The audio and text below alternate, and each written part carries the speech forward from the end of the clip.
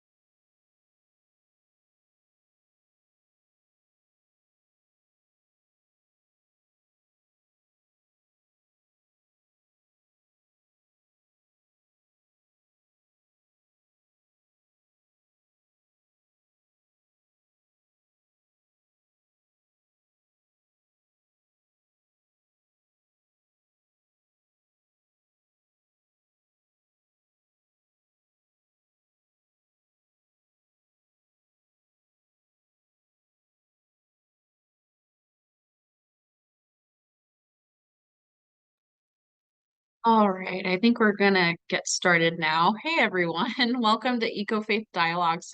Thanks so much for joining us. This is a series by Texas Interfaith Power and Light and the 787 Collective. And today we're on here with Becca Edwards and myself, Madison Turner. And we're back to have another wonderful conversation with an advocate who's working out of Kenya. EcoFaith Dialogs, if you haven't heard about it so far, is a series focused on how different missions, ministries, and spaces of service around the world are being impacted by the climate crisis and how different leaders and communities are responding to this. So, to those of us who are live, thanks so much for coming. And to those of you who are listening to this recording, we're so happy to have you with us today. And today we're going to be hearing from Tanaka Admire Ndongera. Tanaka is a young Zimbabwean social innovator who is specialized in social justice with different cultural populations domestically and internationally. He's passionate about climate change, adaptation, international cooperation, climate security, diplomacy, energy transition, government issues, interventions, program curriculum, and adaptation programs. He's a Global Missions Fellow with the General Board of Global Missions from Zimbabwe, serving in Kenya with the Pan-African Climate Justice Alliance as a project assistant. As an advocate, Tanaka engages with young men and women in addressing the problems they face with the new social practices that aim to meet social needs in a better way than the existing solutions. While in that regard, he plans, organizes, and coordinates workshops, seminars, conferences, and symposiums on climate, peace, security, governance, leadership, development in Zimbabwe, Africa, and beyond. He has gained greater knowledge and experience within the field of climate, peace. Oh, sorry, I skipped a thing.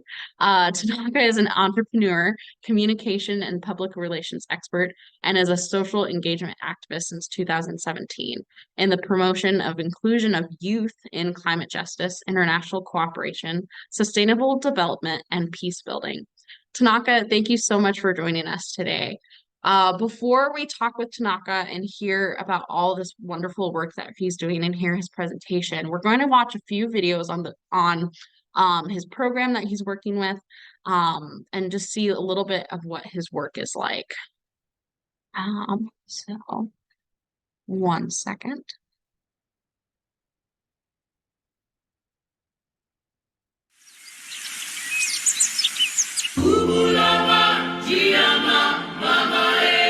Africa, the cradle of life, a continent of breathtaking beauty, home to unparalleled beauty and untamed wilderness. But beneath this beauty, an ominous threat looms. Our Africa faces an existential crisis.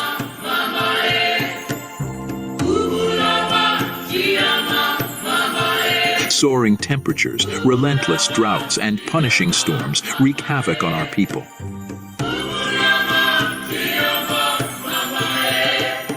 The climate catastrophe is ravaging our land, our people, and our future. The numbers don't lie. Africa bears the brunt of climate change, and the toll is staggering. But we, the youth of Africa, we refuse to be silenced. We rise as champions of change, demanding accountability.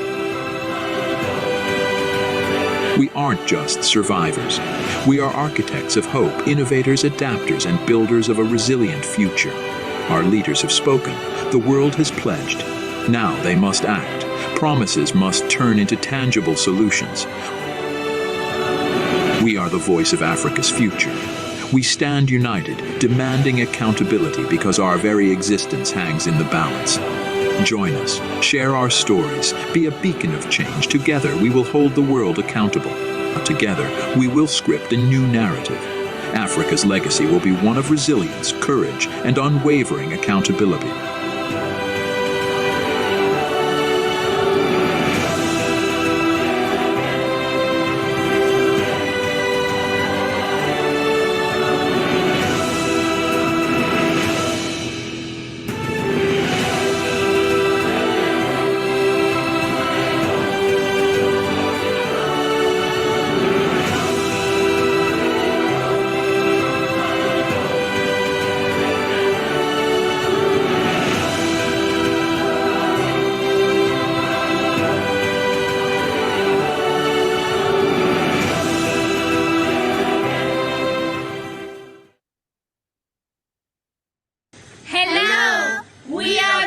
Mission Fellows 2023-2025 cohorts. And we stand for climate justice.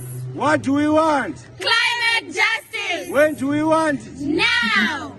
What do we want? Climate justice. When do we want? Now.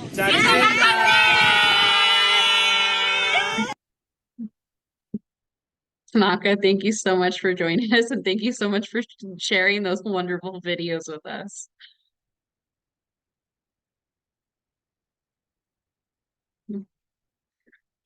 So I believe the time is now yours. Please tell us what you're doing. We'd love to hear your presentation.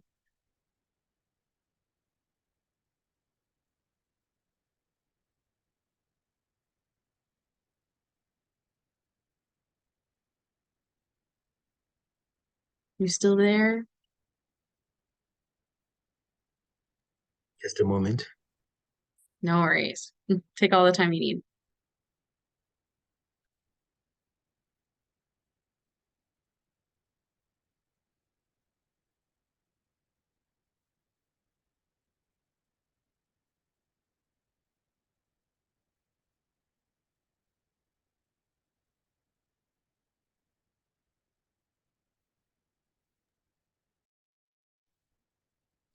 Thank you so much. Can you hear me? I would like to appreciate your invitation for, excuse me. I'd like to appreciate your invitation and your commitment to support young people and for us to get such platform, which is very, very vital and important, which strengthen our work and making sure that people have an appreciation of what's going around the world, in as much we discuss of climate justice, climate change, environmental conservation. And for me, is introduced, I'm from Zimbabwe and I'm serving in Kenya with the PanAfrican Climate Justice Alliance. And it's an honor to be on this platform. And generally, I'm serving as a project assistant, supporting the designated national platforms, as well as other initiatives within the organization, like the Nairobi Summer School on Climate Justice, and making sure that, you know, we deliver on our mandate. And some of the initiatives is what you can see on screen there. We participated in a cleanup campaign that was in Kitengela, and you can see there on the left, I'm with Miss Climate Kenya, you know, making sure that we leave no one in no place behind.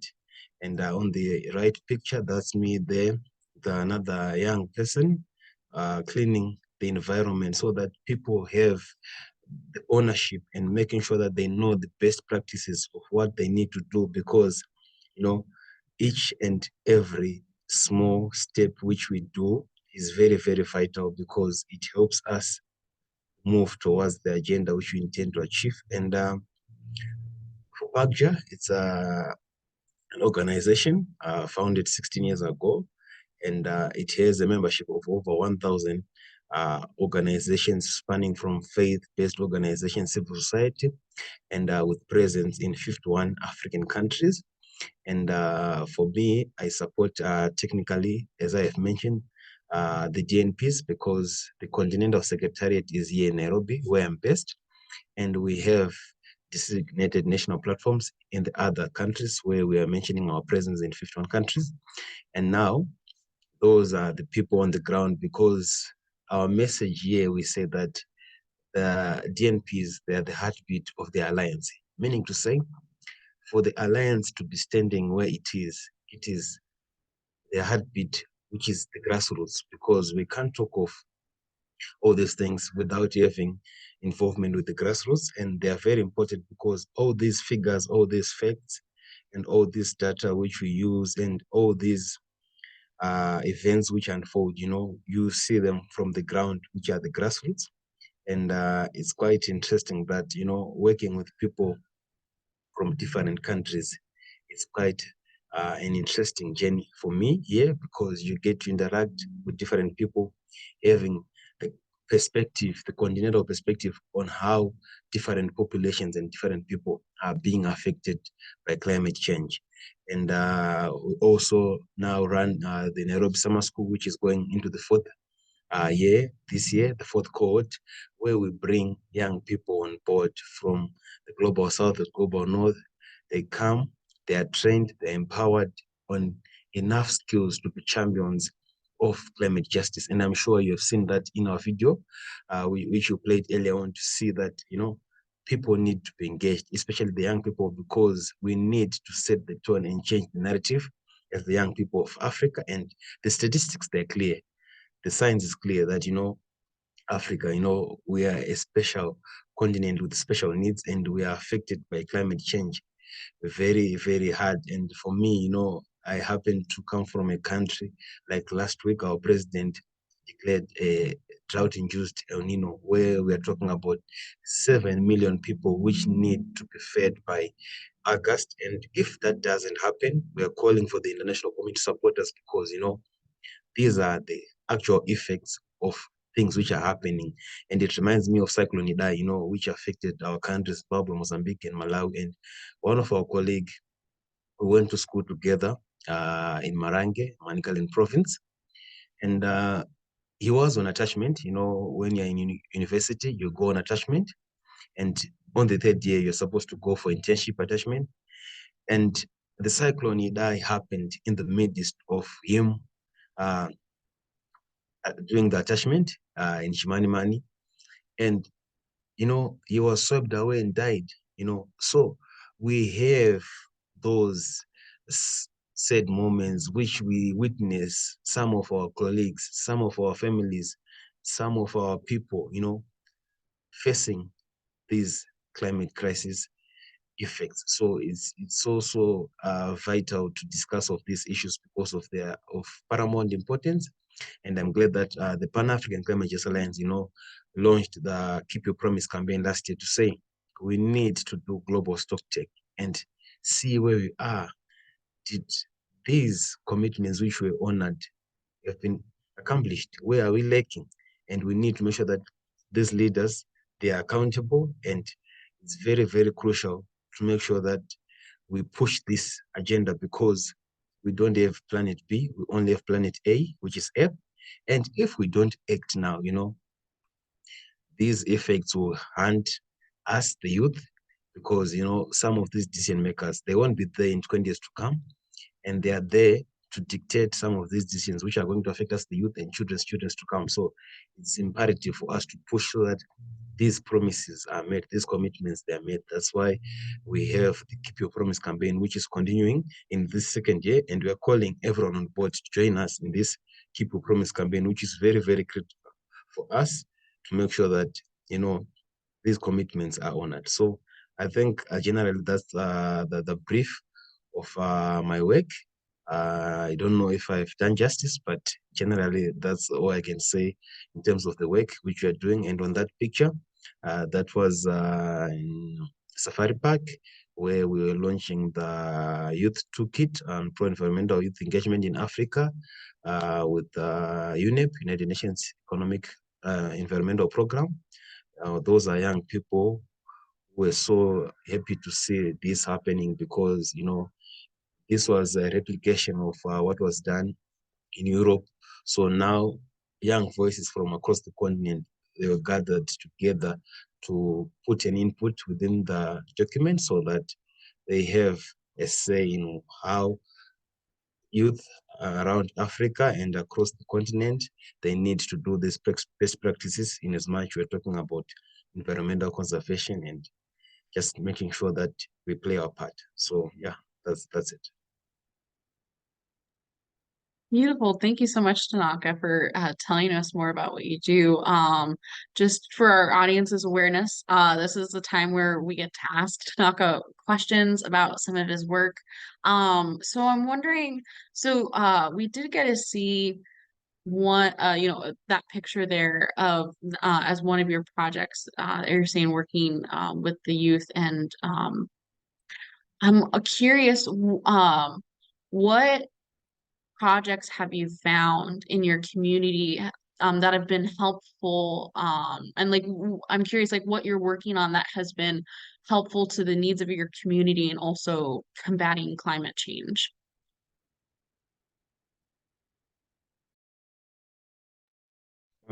Thank you so much, Madison, for such a very important question.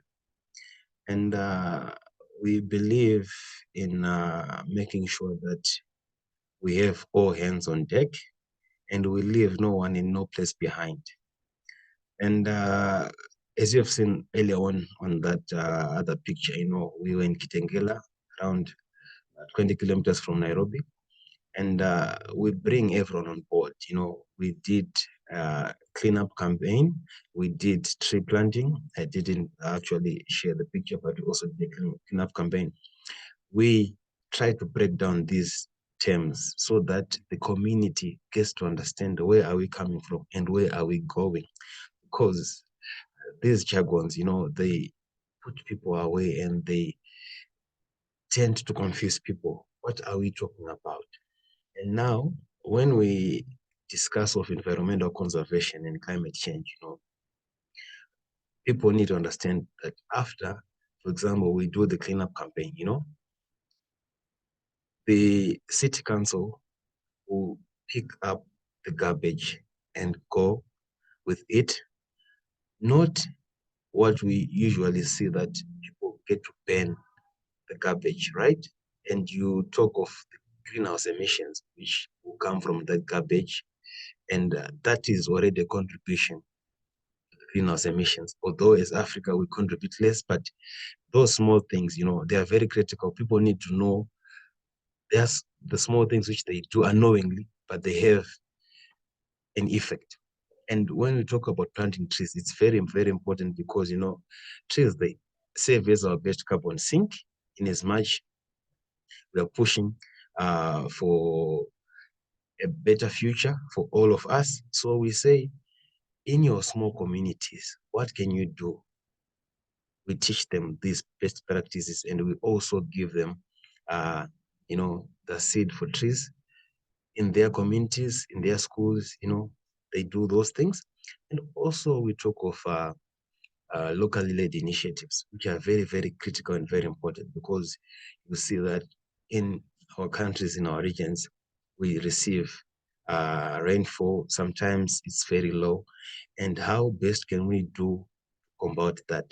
So there are drought-resistant crops, these small grains, you give them seed. They plant it, they grow. It's pushing them to be food self-sufficient. And some of them, if they have surplus, they get to sell. And when they sell, they get income for survival. Because you would want to see that mostly, maybe in a lot of sub-Saharan Africa, the largest population, they are within the rural areas. And if you don't deal with those, they are actually trying to find a meal, and you see sometimes families are going on one meal a day, and it's not pleasing. And we are talking about the 21st century, and people are still struggling with poverty. And with the SDGs, we're talking of no poverty, zero hunger, and these are the very, very critical components which we need to address. So these are some of the things which we do within the communities, making sure that they are aware and they're empowered and they pass knowledge, and also having access to water, because water is life. And once they have access to water, they will do those small projects, horticulture, very important.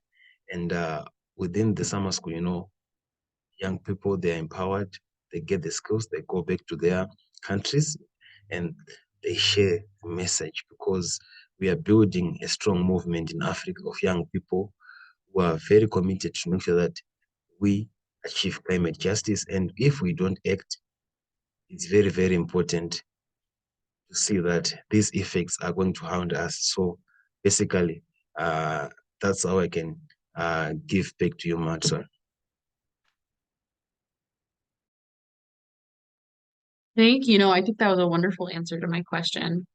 Um, it sounds like you're doing a lot of really wonderful work of empowering your community, meeting their needs while also like answering these issues of climate change. I'm curious, how did you get into this work? Like what inspired you to work for, climate advocacy?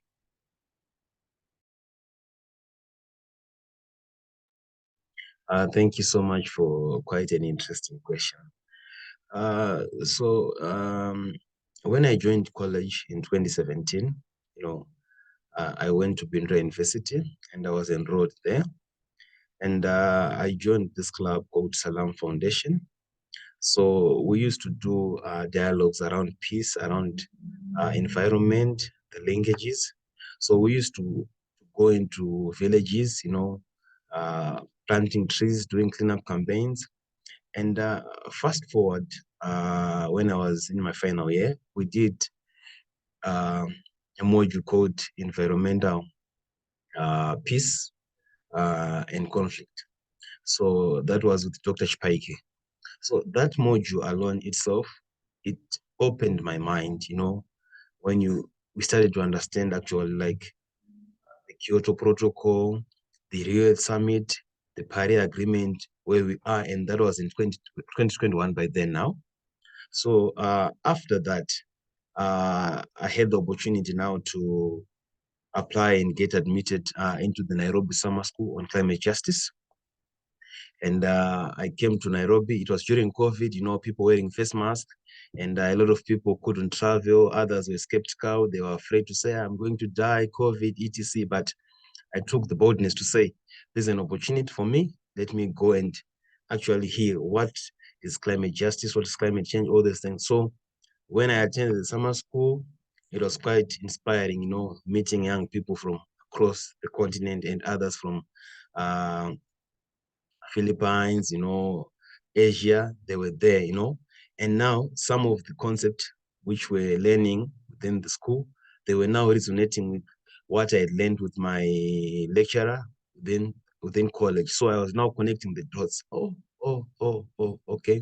And also having first-hand information, I had seen cyclone happen, he died in Zimbabwe, killing a lot of people in Zimbabwe, Malawi, as well as Mozambique. So now we are actually getting into the real deal. What is this thing? And also young people from other countries sharing their stories, what they are doing.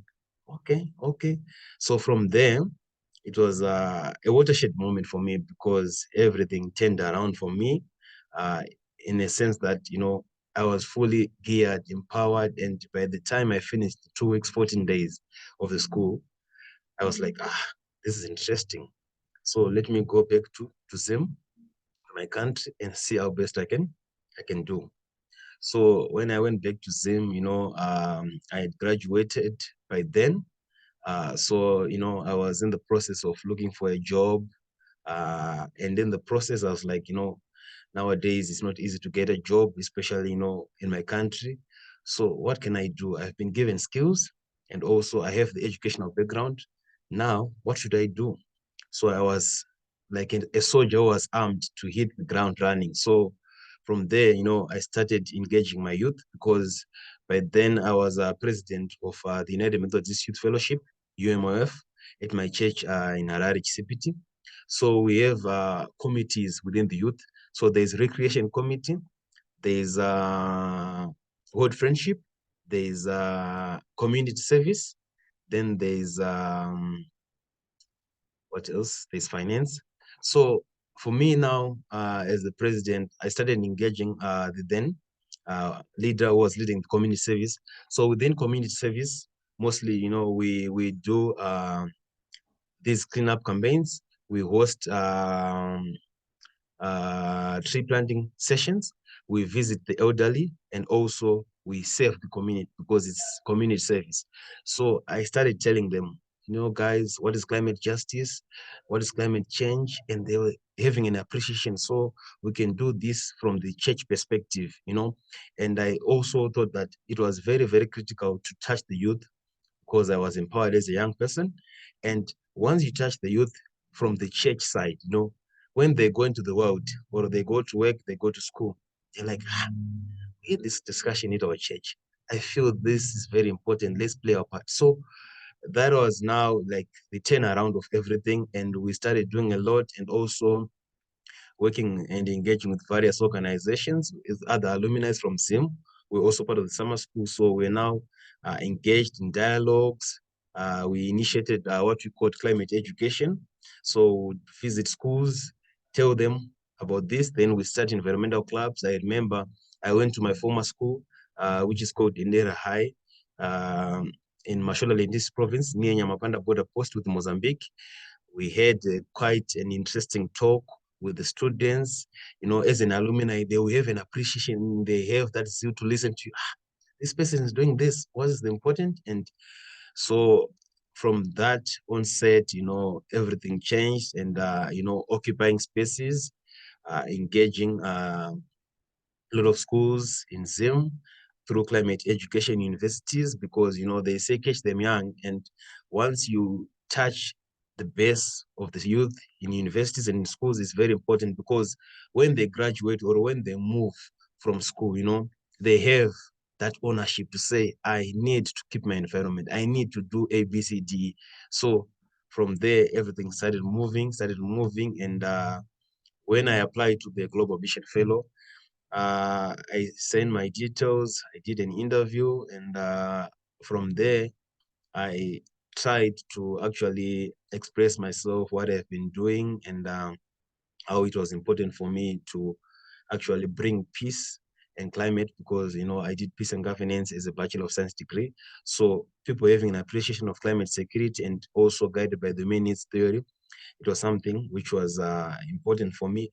So when I received an email that now I was now being pushed to come and serve in Kenya with this organization, I was surprised, because I never thought I was going to come back to the organization which actually trained me under the Nairobi Summer School. So I was like, God, is this me? So I even shared with my parents. Then they're like, are you serious? So I was like, this is God's plan. So from there, that's what happened. And to today, we are within the trenches, making sure that we play our part.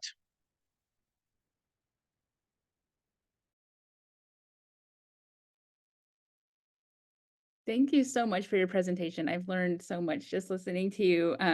A while back, you mentioned a few different things about the UN climate response, including the UN Environmental Program. And I think you mentioned the Sustainable Development Goals, and you were talking about how one of those goals is to eliminate hunger. I'm not sure that our audience is as familiar with that kind of UN language. Can you tell us a little bit more about the Sustainable Development Goals and how it affects your work and your community? Thank you so much, Becca. For us, people need to have an appreciation that we had the Millennium Development Goals, the MDGs, which elapsed, and the world leaders actually, they felt it was very important to build on from the MDGs, what it failed and what should we do going forward. So then, they came up with the Sustainable Development Goals, the 17 of them. And from 2015, that's when they were initiated, running to 2030, which also in other terms, you hear people saying Agenda 2030, which is within the United Nations. And the 193 member states of the United Nations, they were now told to, have their own framework internally as a country, as a member state, on how they are going to now achieve and deliver on these SDGs based on different needs of specific countries. So it's like now we are now domesticating them to your own country. And I'm glad that, when I was still in college, I also worked with the United Nations Information Center, UNIC. So they used to do Model UN, where you bring students, then you put a motion based on the SDGs, and each and every student there, they are representing a country to say, you as Botswana, you as Zimbabwe, you as the US, you as Palestine, you as all those countries, what do you think should be done based on a certain goal? So I remember by then we covered climate action, SDG, goal number 13. We did SDG goal number 8, decent work and economic growth. And we also did SDG goal 16, peace, justice, and strong institutions.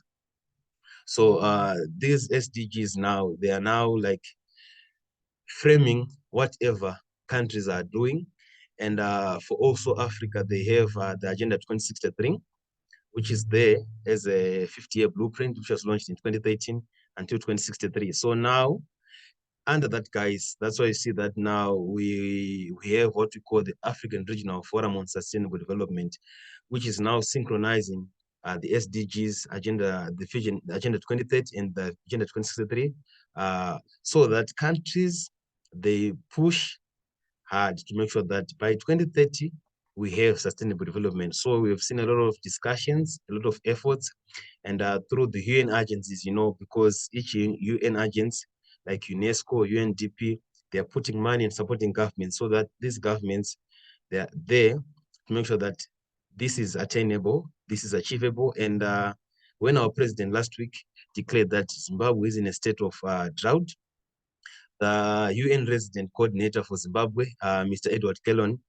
actually responded the following day to say, as the UN Zimbabwe, we are going to put our effort to make sure that the 2 billion money which you need to make sure that there is no hunger, which is one of the SDGs, we are going to make sure that we help you to find that money. So you see now how this UN now comes to support our governments, and how SDGs are very, very important, because the UN, it can't be silent in such, because when you're talking about 7 million people by August will be in hunger. So if the UN, which is the architect of the SDG, don't step up, all efforts to achieve the SDGs by 2030 becomes meaningless. So you can see how the SDGs were shaped and where we are, and how efforts are being pushed. And also you're talking about the decade of action. So everyone needs to be on board, leaving no one and no place behind. So generally, that's how the SDGs are framed and how they were conceptualized from MDGs. And now we're in the decade of action until 2030. I'm hearing you say that a lot, the no person left behind, and I can imagine, and maybe you can correct me, that would come from a place of your faith.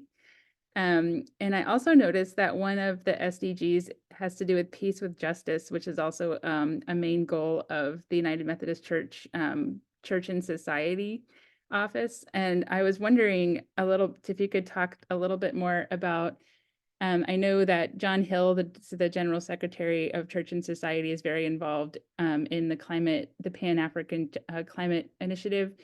And I was wondering, if you could talk a little bit more about the role of the United Methodist Church in this work of climate justice and this work of peace with justice internationally.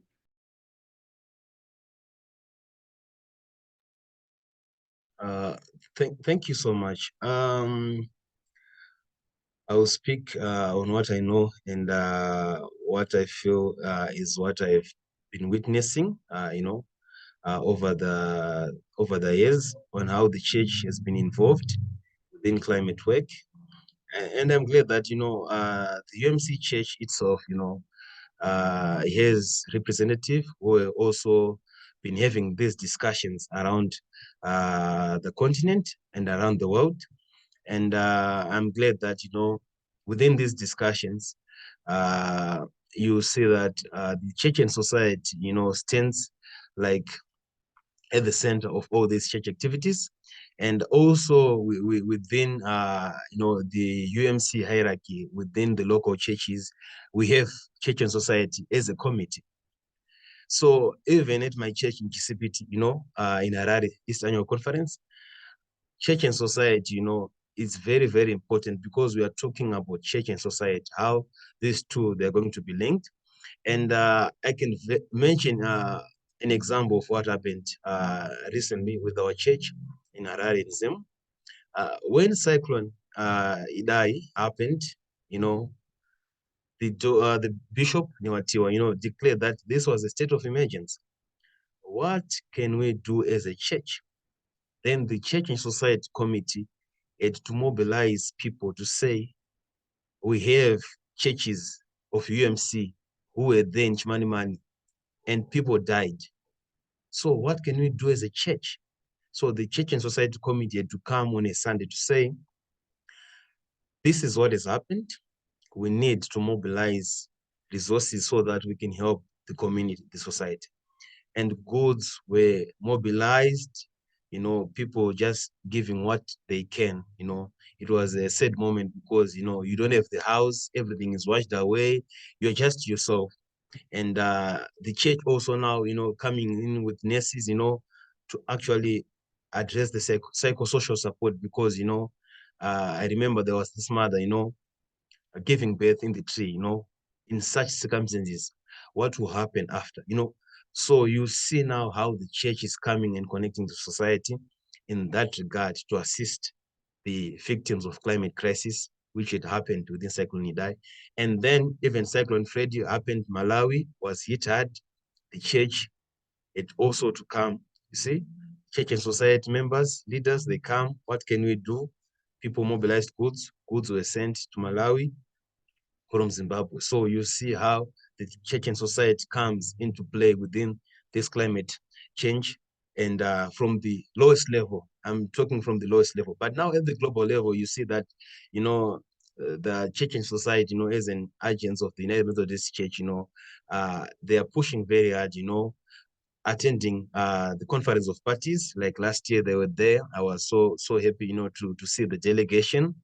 And quite of interesting was to see the discussions around, how the church and society is now connecting with other faith-based leaders and also other churches who were there present at the COP28 in Dubai, coming up with certain discussions to see how best they can push forward. And also post the COP28, we saw the church and society pushing for the US Congress, about that law, to say they should make sure that this is honored.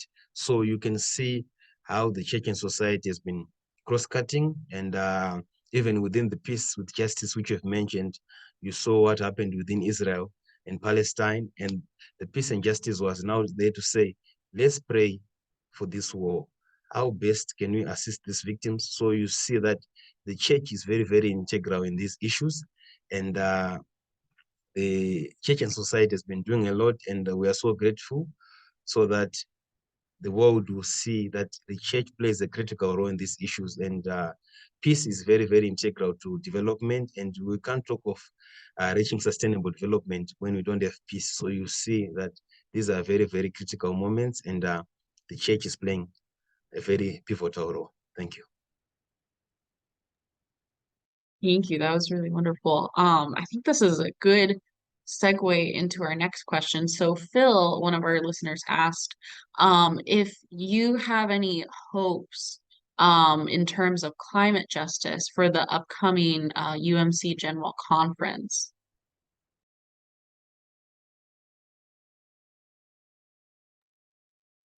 Yeah, I would say, the General Conference is a very, very important event in our church, the United Methodist Church. And it's a defining moment because, some of the resolutions which might be passed will see the alteration and the changing of the Book of Discipline, which is our manual within the United Methodist Church. And I would say, we are hoping that any outcome and any decision is very, very outgoing. Like I would say, it's forward moving, so that we don't depart from our foundation as a church, and we keep bringing souls to Christ, because that's very important, and guided by the Matthew 28, go ye therefore and make disciples of all nations, baptizing them in the name of the Father, the Son, and the Holy Spirit. And with the issues of the budgets now, you would see that what we used to see prior, to the General Conference might change based on how where we are standing. We are at crossroads. So we are hoping, things are for the better, and the budget won't be altered, because, the church and society has been doing a lot, within the climate change sphere. So now, if the General Conference, outcome doesn't look good in a way, and the budget is altered, it will also affect, the performance of these agents, and also the reach which you need to do, because, we need to reach out. We are a global church, we are a connectional church.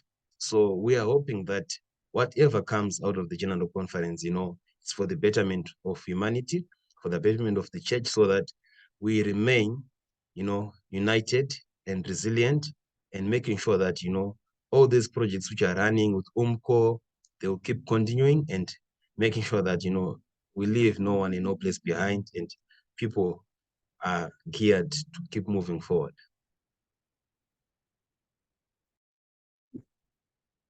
I'm curious, in your work towards trying not to leave anybody behind, and working with all of these really, wonderful communities, where have you been seeing God or the Spirit in your work?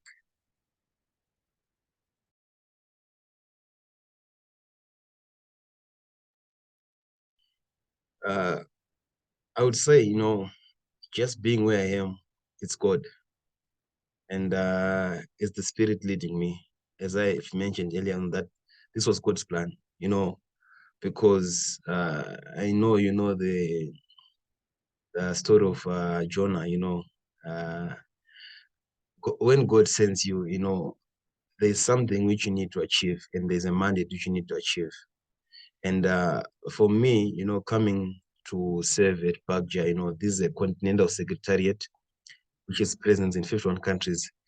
That alone, I say the Spirit of God, because you are at a place where you might have never imagined to be, might never dreamt to be. But that alone, I see the Spirit of God, because tracing where I came from, where I am, and where I'm going now can only be God. Because each day you wake up, you have that voice telling you that, the work which you are doing is greater than you. And for you to walk this journey, it's God Himself. You remember that, these shoes, they are not the shoes which I can fit in, but that alone I see God's presence and the Spirit of God, because it's something which sometimes I question myself. I think of it to say, but why me? Why am I here? And I see the Spirit of God, because, it's not an easy task, but through God's strength and Him taking me here, it shows that Him is leading the way, and we're just following, making sure that, we serve our purpose and we achieve what we need to do to save humanity, because we have that commandment to say, we need to have environmental stewardship, which we always teach people within churches, where you are, what are you doing? People do some very, very small things, but they have a ripple effect, a greater effect, the outcome, which we see happening. So it has been God, and the Spirit of God just being here, I see it on daily basis. Mhm. How do you hope our audience and like those who listen to what you've said today, how would you hope that they are going to respond?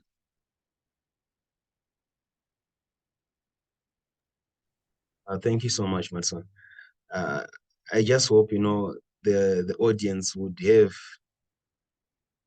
a better picture of where we stand, when we talk of these issues as Africans, as the Global South. I told you we have lost family members, we have lost, relatives, churches have been washed away, So when we talk of these issues, to say we need money for adaptation to finance, we need money for loss and damage. We are talking about real losses. The figures, they don't lie. The damage which has been caused, some of the things we have never recovered, and it will be difficult to recover, based on where we stand economically as countries within the Global South. So we hope the audience, will join us in this call, in this Keep Your Promise campaign, to say, let's make sure that, we speak these issues wherever we are, because they are very critical. What we are doing today, it's not for us, it's for the future generations which are to come. So once the audience have that mindset to say, these are issues of not now, but for the future, then we're now singing in the same song, because we are very keen and very sure that we only have planet A, which is Earth, we don't have planet B. So if we don't act now, it's going to be worse. And if these leaders are not accountable, they don't keep their promises, it's going to be worse than what we are seeing today. So I hope they have this zeal to say, let's sing the same song, let's push together, so that at the end of the day, we save this planet and we make sure that things are going to be better. Naka, thank you so much for joining us today. It's been so wonderful talking with you. I think we can all agree we've learned so much from what you've had to say and what you've shared with us.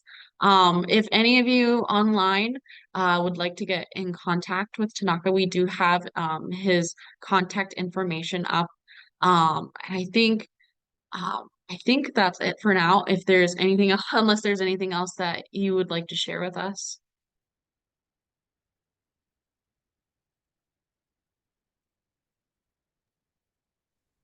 Thank you so much. For me, I would say thank you so much. It has been a pleasure for this platform.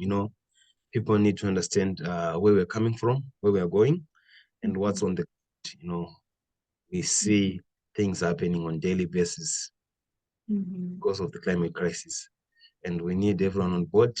We should leave no one in no place behind. That's very, very important.